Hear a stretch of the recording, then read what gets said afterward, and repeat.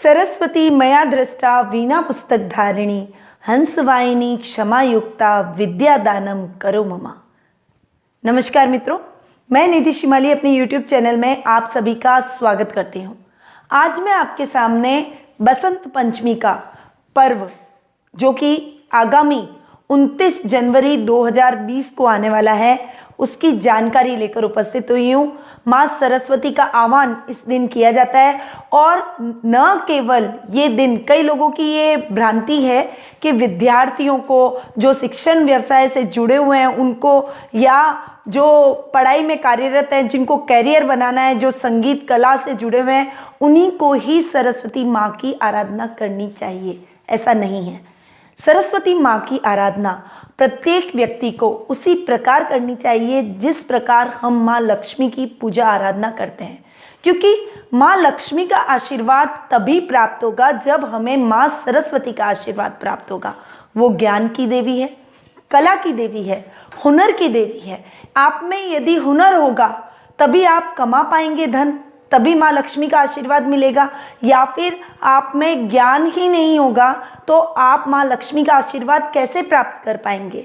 तो सरस्वती माँ की पूजा आराधना का सबसे विशिष्ट दिन बसंत पंचमी के दिन आता है। ये पर्व शीत ऋतु की समाप्ति और बसंत ऋतु के आगमन के रूप में भी मनाया जाता है। चारों तरफ खेतों में हरियाली, चारों तरफ हर्षो उल्लास का माहौल होता है। बसंत पंचमी के दिन हम भगवान विष्णु और कामदेव की भी पूजा आराधना करते हैं, क्योंकि बसंत पंचमी का पर्व प्रेम में वृद्धि का पर्व है। प्यार के प्रतीक के रूप में इस पर्व को देखा जाता है। मतलब इंसान ही नहीं, जानवर भी, पेड़ पौधे भी, हमारी पूरी प्रकृति हर्षोल्लास से इस पर्व को मनाती है।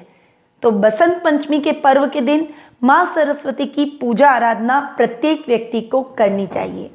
विशेष रूप से विशेष फलदायक ये माँ सरस्वती की पूजा आराधना उन लोगों के लिए होती है जो शिक्षण व्यवसाय से जुड़े हुए हैं, विद्यार्थी वर्ग है, जो अपने कैरियर में बहुत ऊंची और नई पहचान बनाना चाहते हैं, या फिर आप कोई एंट्रेंस एग्जाम की तैयारी कर रहे हैं, कोई उच्च प्रशासनिक पद पर कार्यरत होना चाहता है, गवर्नमेंट सर्विस की तैयारी कर रहा है, या फिर टीचिंग लाइन से जुड़ा हुआ है, किसी का कोई शिक्षण से रिलेटेड कोई कोचिंग सेंटर है, या फिर कंसल्टेंसी से रिलेटेड कोई काम है, उन लोगों के लिए ये पर्व विशेष फलदायक हो सकता है।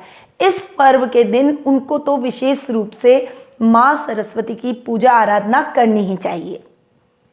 अब बसंत पंचमी के दिन माँ सरस्वती की पूजा आराधना किस प्रकार की जाए। वैसे कॉमनली आपको एक पीला वस्त्र लेना है और एक बाजोट लेना है। बाजोट पर उस पीले वस्त्र को रख के उसके ऊपर माँ सरस्वती की मूर्ति और सरस्वती यंत्र को स्थापित करना है। माँ सरस्वती को पीले फूल अति प्रिय है, इसीलिए उनको पीले फूल चढ़ाने चाहिए और नैवेद्य के अंदर केले से बनी हुई चीज़ें, सफ़ेद वस्तुओं से बनी हुई चीज़ों का नैवेद्य माँ सरस्वती को चढ़ाना चाहिए। वैसे तो प्रत्येक राशि के हिसाब से मैं आपको बताऊंगी कि माँ सरस्वती को किस प्रकार का नैवेद्य चढ़ाया जाए, परंतु कॉमनली ये नैवेद्य तो माँ सरस्वती को अर्पित करना ही चाहिए। वो मैं आपको राशिगत नैवेद्य बाद में बताऊंगी। अभी आपको इतना बता दूं कि माँ सरस्वती की पूजा आराधना करें, और जो मैंने आपको बीज मंत्र बताया, माँ सरस्वती के किसी भी बीज मंत्र का आप जाप कर सकते हैं। वैसे यदि आप इस मंत्र का जाप करें तो आपके लिए विशेष फलकारी रहेगा। या देवी सर्वभूतेषु विद्या रूपेण संस्थित नमस्तस्यै नमस्तस्यै नमस्तस्यै नमो नमः। या फिर और कोई भी मंत्र, यानी किसी भी मंत्र का आप उच्चारण करने में असमर्थ हो तो आप एम मंत्र का उच्चारण अवश्य करें।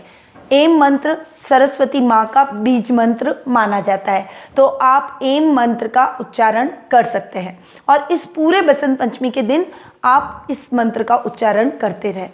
अब कुछ विशेष उपाय आपको बताऊंगी। जैसे आपके घर के अंदर यदि आपकी संतान का पढ़ाई में मन नहीं लगता है, वो पढ़ाई से भटक गई है या उसको आप सही मार्ग पर, सही लक्ष्य की तरफ बढ़ाना चाहते हैं, उसकी एकाग्रता को बढ़ाना चाहते हैं, तो आपको सरस्वती माँ को, उस बच्चे को सरस्वती माँ के मूर्ति के सामने सरस्वती यंत्र रख के, परत सरस्वती की जो मूर्ति होती है उसके सामने बैठकर आपको स्फटिक माला से माँ सरस्वती के बीज मंत्र, जो कि मैंने अभी आपको बताया, उस बीज मंत्र का आपको उच्चारण अपने बच्चे से करवाना है। उस दिन जरूर करवाएं और माँ सरस्वती को कलम और दवात और पुस्तक माँ सरस्वती के चरणों में भेंट रखवाएं।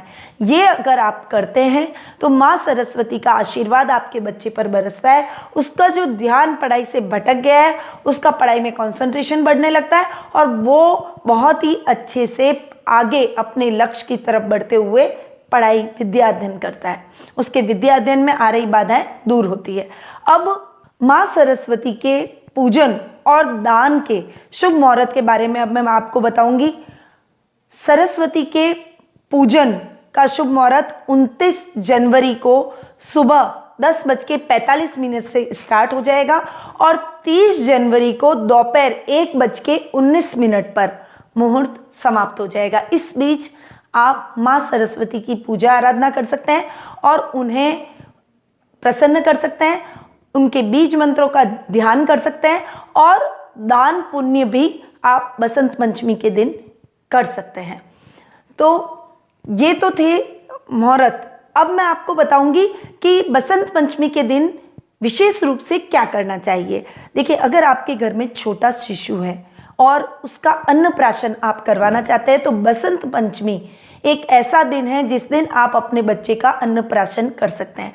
माँ सरस्वती की मूर्ति के सामने आप अपने बच्चे को गोद में ले लें, चांदी के एक कटोरी और प्याले के अंदर खीर का नैवेद्य बनाएं और उस खीर के नैवेद्य को माँ सरस्वती को चढ़ाने के बाद अपने बच्चे को उस खीर का नैवेद्य खिलाएं और उनका उस खीर के नैवेद्य से अन्नप्राशन करें, जिससे उसकी बुद्धि प्रबल होगी, वो बहुत ही मेधावी अपने भविष्य में रहेगा और हर तरह की सफलता अपने भविष्य में हासिल करेगा।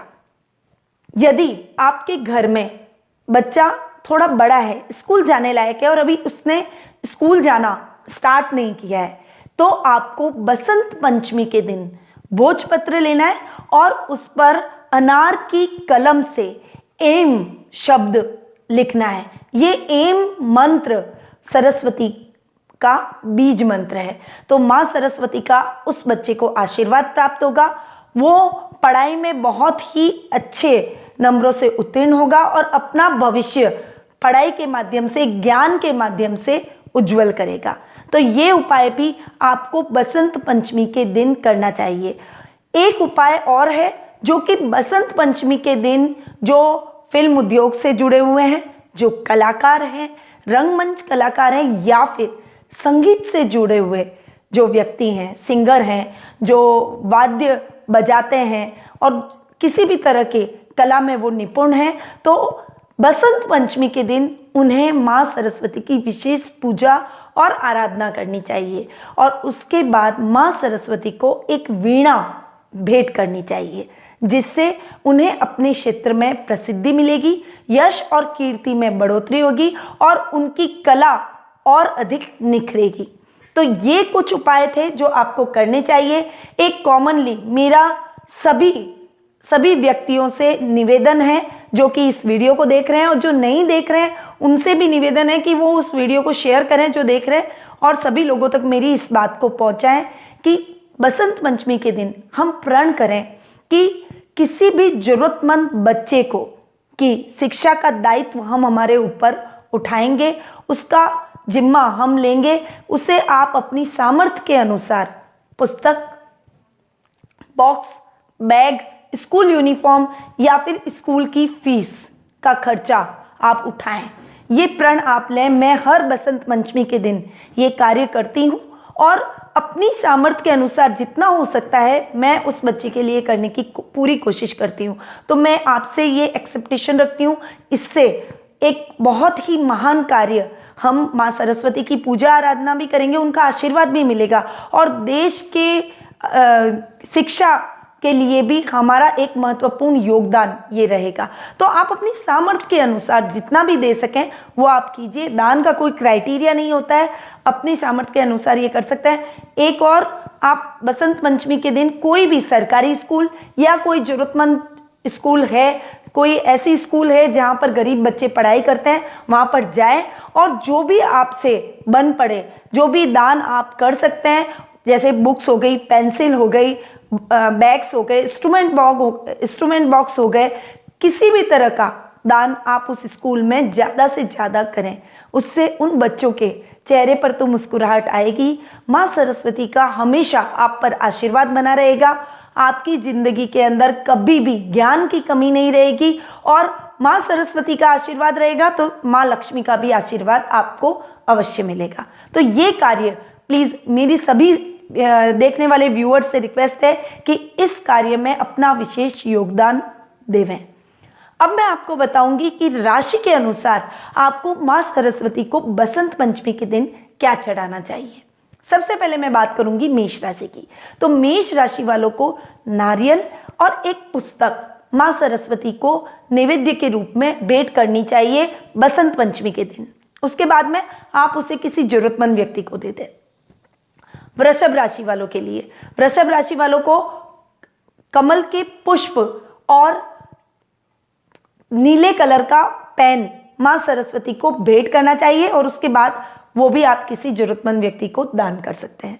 मिथुन राशि वालों के लिए रोली और कुमकुम माँ सरस्वती को भेंट करना चाहिए और लाल पुष्प विशेष रूप से मिथुन राशि वालों को माँ सरस्वती को चढ़ाने चाहिए। कर्क राशि वालों के लिए, कर्क राशि वालों को पीले चावल, जो चावल हल्दी के अंदर भीगे हुए हो और वो पीले हो रखे हो, उन पीले चावलों को दवात के साथ में माँ सरस्वती को भेंट करना चाहिए। सिंह राशि वालों को ब्लैक बोर्ड और किताबें माँ सरस्वती को भेंट करनी चाहिए। कन्या राशि वालों के लिए माँ सरस्वती को शहद और दवात भेंट करनी चाहिए। तुला राशि वालों को सफेद पुष्प और डायरी माँ सरस्वती को भेंट करनी चाहिए। वृश्चिक राशि वालों को नारियल और लाल पुष्प माँ सरस्वती को भेंट अवश्य करने चाहिए। धनु राशि वालों को माँ सरस्वती को शहद और पीले चावल भेंट करने चाहिए। मकर राशि वालों को माँ सरस्वती को इंस्ट्रूमेंट बॉक्स और पेंसिल भेंट करनी चाहिए। कुंभ राशि वालों को माँ सरस्वती को किसी भी प्रकार का बैग और कोई बुक्स है या फिर कोई संगीत वाद्य है वो भेंट करना चाहिए। और मीन राशि वालों को माँ सरस्वती को नीले पुष्प और पुस्तक उपहार में देनी चाहिए। तो ये कुछ राशिगत भेंट थी जो बसंत पंचमी के दिन आपको माँ सरस्वती को देनी चाहिए और माँ सरस्वती के आगे ये जितनी भी भेंट आपने रखी है उन भेंट को माँ सरस्वती को देने के बाद में बसंत पंचमी के दूसरे दिन आप किसी भी जरूरतमंद व्यक्ति को दान कर सकते हैं। तो बसंत पंचमी का पर्व बहुत ही हर्षोल्लास का पर्व होता है। इस समय हर व्यक्ति, पूरी प्रकृति बसंत के रंग में डूबी हुई होती है और खुशियों का ये त्यौहार है, माँ सरस्वती की आराधना का ये त्यौहार है। तो इस पर्व को आप धूमधाम से मनाएं और आपके जीवन में भी ये बसंत पंचमी हमेशा बसंत बनकर आपके जीवन में लहराती रहे, मुस्कुराती रहे और खुशियाँ बिखेरती रहे। इन्हीं शुभकामनाओं के साथ निधि श्रीमाली का नमस्कार।